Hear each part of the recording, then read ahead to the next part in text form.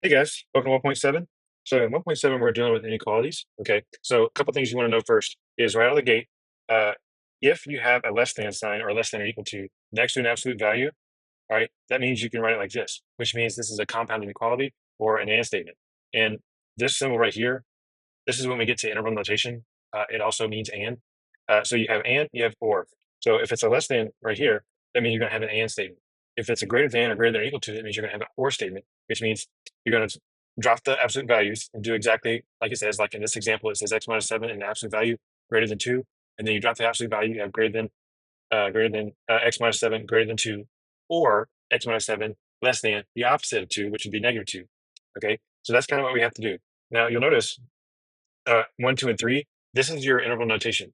And so when it comes to inequalities, you have three options in order to provide a solution. And one of them is your inequality, which is like x less than equal to less than greater than equal to anything like that, some number.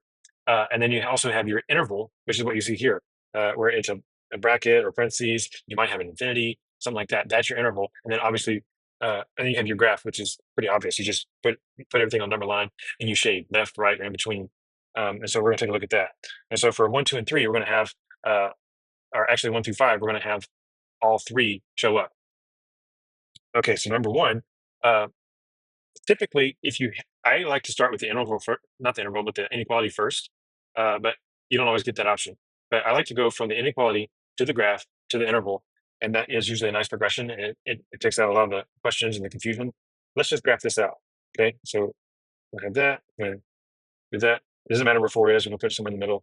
Uh, because it's going to, it's 4 is on the low end. Like all these are written like ordered pairs, essentially. But because they're intervals, you write them from least to greatest. So 4 is on the bottom end here, and I'm shading to the right. Okay.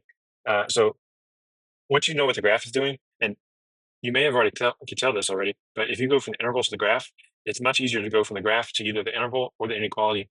And so that's why we're doing the graph first. And then this means we're going to do 4 is the bottom. And because I have a bracket that is greater than or equal to. So real quick, this wasn't up here, but let me include it.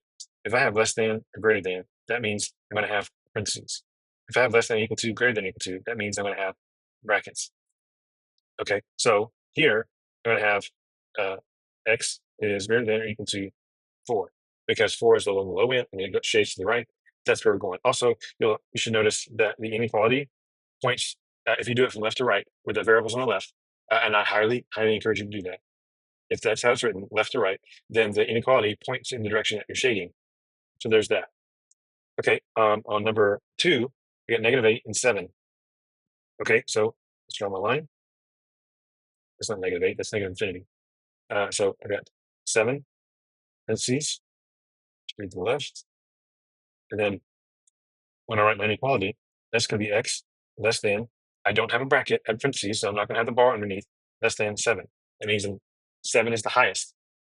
One other thing is that when parentheses means you're approaching that number, but you don't actually get there. The bracket means you actually include that value in your answer. So like on number 1, 4 is part of my solution. But on number 2, 7 is not part of my solution. I approach 7 from the right, but it's not part of my equation. It's not part of my overall solution. Number 3, we're going to do both of these on the same graph. You know, put one above and one below. Right? So we have 0, we have -1, and we have 4. Okay. First off, we have negative infinity to 0. So I'm going to put parentheses here and shade the left. And then I'm going to do a bracket at -1, a parentheses at 4. And I'm going to shade in between. If it said and, if this problem said and, you would have to look for the overlap. If it says or, which it does here, because remember, we have this right here. This right here tells you that it's or. If it has that like little U symbol, if it has that little U symbol, it looks like or. Okay, so because it says or, I'm looking for everywhere the graph touches. So even though there's some overlap, what do I care about? I care about what's the low end, what's the high end. And if there's overlap, that's great. But so this is going to be from uh, negative infinity to 4. 4 gets parentheses. Infinity, positive or negative, always gets parentheses. And so there's that. And then if I'm doing my interval, so the solution to this is you have one graph or another, one interval or another. Where's the overlap? or what's the solution, and it's a combination of the two. And so if you want to write the inequality for this would be x less than 4, x less than 4. Okay, so there's that. 4. Problem number 4, we have to do a little work before we get to our graph and inequality. So here we have to do a little work before we get to our inequality. So we have -4. We're going to treat it just like we normally would. It's going to be 2x less than 6, x less than 3. That's my inequality. I need to graph it. There's there, 3. I'm going to open parentheses because less than means parentheses. I'm going to shade to the left.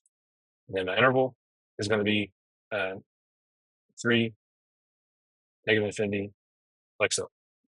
There you go. On 5, when it comes to inequalities, 5 is the one that you need to pay attention to. All right. You have a -3. Okay. I need to either multiply by -1/3 or divide by -3. If you multiply or divide by a negative, your entire inequality sign changes. So right now it's greater than or equal to. When I flip it, it's going to be less than or equal to. So it's going to be x less than or equal to -8. Okay, so the math is easy, but if you multiply or divide by a negative, you have to change the inequality. All right, we're not dealing with equal sign anymore, which in that case, it wouldn't matter. Here, I'm going to plot it. There's that. I've got -8. Because I have less than or equal to, I'm going for the bracket, and then I'm going to shade to the left. Okay, and there's that. And then the inequality is the interval would be -8, -8, negative infinity, parentheses. That's what you're looking at. Okay. On 6, this is one of your compound inequalities. This is an and statement, but you work it like you would anything else. Whatever you do to one side, you do to the other. Right, so I'm going to subtract everything. Less than 1/2 x, less than 2. All right, how do you get rid of 1/2? I'm going to multiply by 2 everywhere. So it's going to be -6, less than or equal to x, less than or equal to -4. All right. Okay, so this one's pretty straightforward. Whenever you have a compound inequality like this, you're going to shade in between, right? Because of the bar, I have a bracket here, parentheses here, I'm shading in between. Now, if you're writing this as a interval notation, it's going to be -6, comma, -4. And it's parentheses on this side, bracket on this side, and there's that. Okay, now, how does this play out if you have absolute values with inequalities? Well, let's deal with that. Okay, so earlier, back in 1.6, we talked about inequalities a little bit. Not inequalities, but absolute values a little bit. And so you essentially do the same thing here. So you have we'll drop the absolute value, 2x plus 6 over 2, greater than or equal to 2, or 2x plus 6 over 2, less than or equal to the opposite of that. So you change the inequality as you change the sign of that term. Okay, so, and then how do you get rid of the denominator? Well, we multiply. So this is going to be 2x plus 6 greater than or equal to 4, 2x. I'm going to subtract the 6. It's going to be greater than or equal to -2x greater than or equal to -1. Now, this is critical because my answer is negative, but I didn't divide by a negative or multiply by a negative. So I don't change my inequality, right? It's going to be, I multiplied or I divided by 2. I didn't divide by -2. So while my answer is negative, I didn't divide by a negative. So my inequality doesn't change.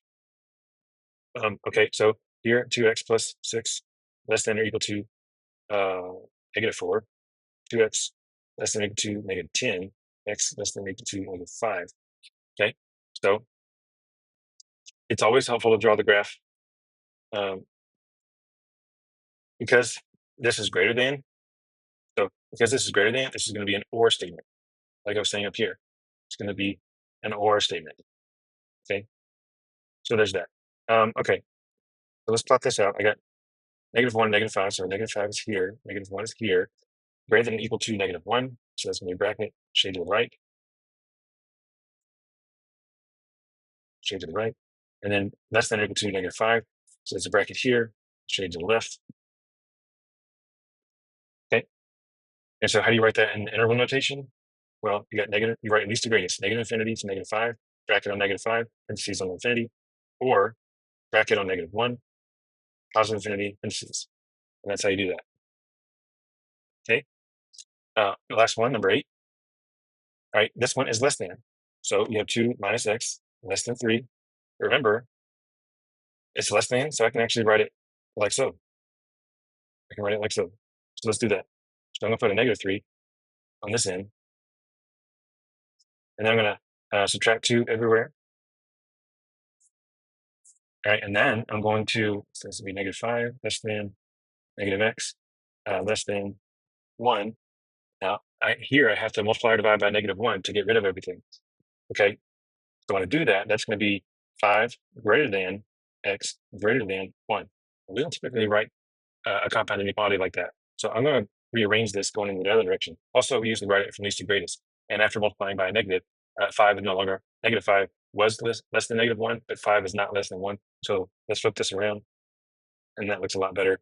All right, and then if I graph it, it looks like this: 1, 5, parentheses, shade in between. And then if I want to do the interval, I got 1, comma 5, 1, comma 5, parentheses on both sides, and that's that. All right, guys, that is 1.7 inequalities, basic inequalities, absolute values, and inequalities. And just remember the stuff up here, and everything should be fine.